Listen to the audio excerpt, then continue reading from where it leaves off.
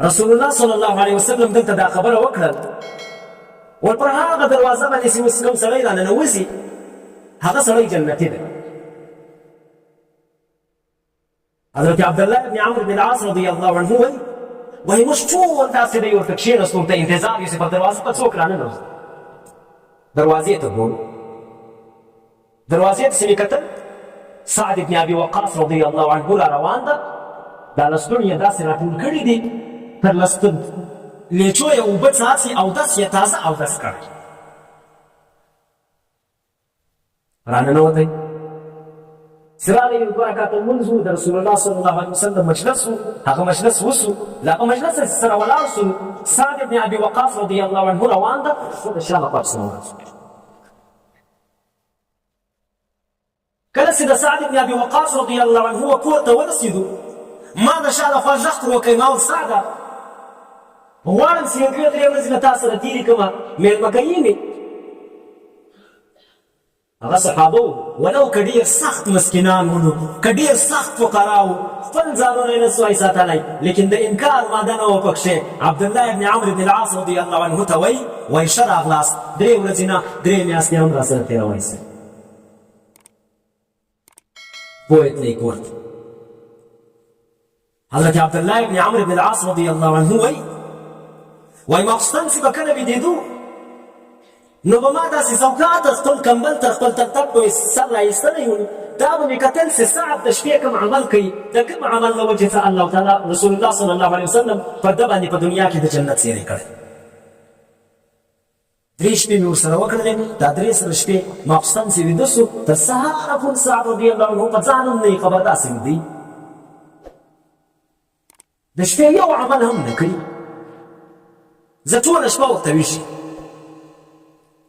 درېیمه شپه چې مې وکړله، سهار مې ورته وویله ما ویل سعده زما مقصد دلته دا نه و چې له تا سره شپې وکړم یا تا په عذاب کړم، زما مقصد دا و چې ستا هغه عمل معلوم کړمه، د کوم عمل په وجه باندې چې رسول الله صلی الله علیه وسلم پر تا باندې په دنیا کې د جنت زیری کړی. سعد تر اوسه پورې خبر هم نه ده چې پر ما باندې د جنت زیری سوی. دغه عبدالله بن عمرو بن العاص رضی الله عنه خبر کوي، وایي نبي علیه الصلاة والسلام دا خبره وکړه چې سعد بن ابي وقاص رضی الله عنه جنتي دی. نو کوم داسې عمل کوي ته راوښیه چې د هغه عمل په وجه باندې نبي علیه الصلاة والسلام پر تا باندې په دنیا کې د جنت زیری کړی. سعد بن ابي وقاص رضی الله عنه په جواب کې ورته وایي اول خو الحمدلله د الله تعالی ډېر شکر ده چې د رسول الله صلی الله علیه وسلم په مبارکه خوله سره پر ما باندې په دنیا کې د جنت زیری وسو، دا د الله تعالی ډېر غټ نعمت ده، د دغه شکر ادا کوم.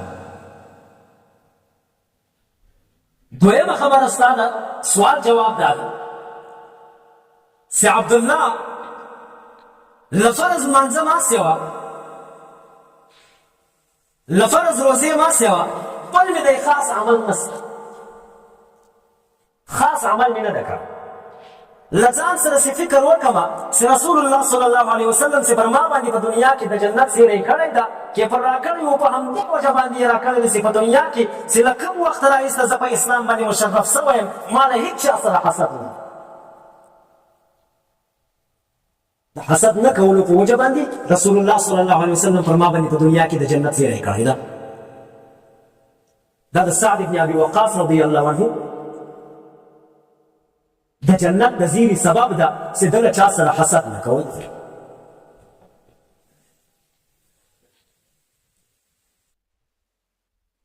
حسد چې په چا کې پیدا سي، ما درته وویل په هغه کې بیا غیبت هم پیدا کېږي، په هغه کې بیا بهتان هم پیدا کېږي، په هغه کې بیا تهمت هم پیدا کېږي. نو که د حسد څوک ځان وساتئ، له غیب ته پخپله بیا دی محفوظ ده. یا موږ او تاسو خو الحمدلله د امام ابو حنیفه نعمان بن ثابت رضی الله عنه په مذهب باندې یو،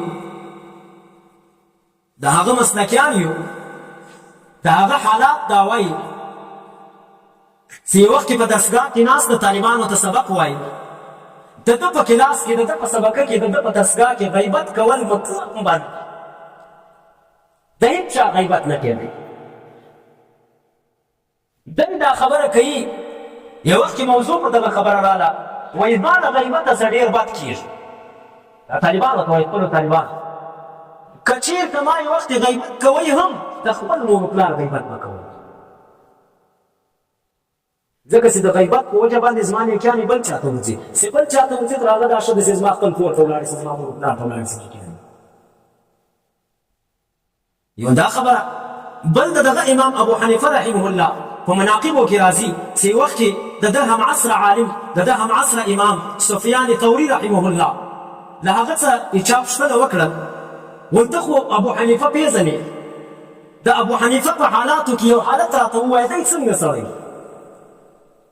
سفیان ثوري صاحب رحمه الله ورته وایي ابو حنیفه ډېر بخیل سړی دی، ډېر ټینګ سړی دی. هغه سړی ورته وایي حضرت د نعمان ابن ثابت ابو حنیفه په نام په اړه باندې خو موږ دا اورېدلي وو چې د خپل وخت غټ سخي دی، ورته ده پورته سخي نه وو، تر ده پورته جواد نه وو، ته بیا ولې دا خبره کوې دی ډېر بخیل؟ سفیان ثوري صاحب ورته وایي زه دا نه وایم چې دی د دنیا په لحاظ باندې بخیل وو، چا ته یې پیسې نه ورکولې، له چا سره یې ښه نه کول، نه، په دې باندې بخیل وو چې خپلې نیکیان یې پر بل چا نه لګېدلې، د چا غیبت یې په ټول وخت نه کړ. نو ما ورته د امام صاحب مذهبیان یو له غیبته چې ځان ساتو، تر هغه مخته لازمي نه ده چې ما ورته له حسده ځان وساتو، ځکه چې حسد سرچینه د غیبت ته که حسد پکې را پیدا سو، غیبت په خپله پکې را پیدا کېږي. غیبت ته بیا ست نه غواړي چې ست ورته وپسې راسي، بې سته راځي. آخري خبره کومه، خبرې ته اختتامي ټکی ایږدم انشاءالله. یو د کنز العمال حدیث بیانومه،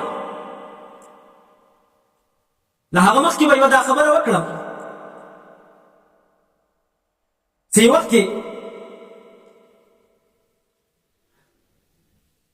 بابا حضرت موسی علیه السلام که عیسی علیه السلام شیطان چې په مخه ولولې فرس یې روان کړی، حضرت عیسی علیه السلام یو وخت کې را روان ده، شیطان په مخه ورغلی، خره یې رابار کړي، پر یو خره باندې تکبر یې ښی، پر بل خره باندې ظلم یې ښی، پر بل خره باندې خیانت یې ښی، پر بل خره باندې وعده خلافي یې ښی، پر بل خره باندې حسد یې ښی، د مختلفو قسمه خره یې رابار کړي. عیسی علیه السلام ورته وایي چیرې؟ دوی ته یې دا شیان خرڅوم. وایي پر چا یې خرڅوې؟ خو د هر یوه واره یې راغلی چې ده ورته ویله حسد پسې راورسېدی، وایي حسد پر علماو باندې خرڅوم، پر ملایانو باندې خرڅوم. ملایان دې خوا نه بدوي، حسد بیماري په ملایانو کې بیخي ډېره ده. عیسی علیه السلام ورته وایي در څه اخ یه؟ شیطان به نو خود داسې ورته ولیز دی په لاین کې راته ولاړ دی چې و اخ. یو حدیث کې راځي رسول الله صلی الله علیه وسلم فرمایي، د کنز العمال حدیث ده، روایت ده، په هغه کې داسې راځي چې 5 نفره به په ورځ د محشر باندې له نورو جهنمیانو څخه 100 کاله مخته جهنم ته ځي. اول په هغه 5 کسانو کې عرب دي چې د قوم پرستۍ په وجه باندې به له نورو جهنمیانو څخه 100 کاله وړاندې جهنم ته ځي. دویم قسم عمرا او سلاطین دي، باچهان او وزیران دي چې د جور او د ستم د ظلم په وجه باندې به دوی تر نورو جهنمیانو 100 کاله وړاندې جهنم ته ځي.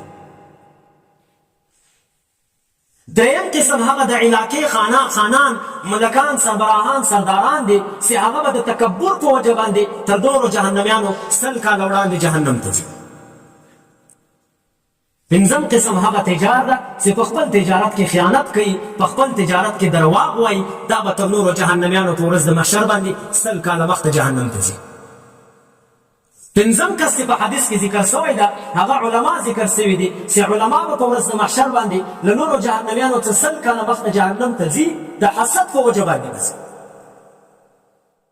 چې په دوی کې حسد زیات ده. خو دا یوه خبره باید وواچ چې حسد په کومو علماو کې ده. ګورې په دې ځای باید سره خلاص کړو. عالم چې حسد پکې پیدا کېږي هغه عالم به چې په خپل علم کې کچه وي، په خپل علم کې کله دی کچه سو، دی بیا سوکه د عوامو طرف ته ورځي، عوامو طرف ته ورځي. په عوامو کې چونکې د حسد د دنیا د محبت په خاطر او د تکبر په خاطر او د استحقاق نفس په خاطر باندې پیدا کېږي، نو چې کله دی عوامو ته نږدې سو د ده دنیا سره مینه زیاته سي، د دنیا د مینې د زیاتوالي په وجه باندې ته په زړه کې حسد پیدا سي. خو چې د چا علم په وخت د کومو علماو علوم پاخه دي هغه بیا له حسده څخه خلاص دي.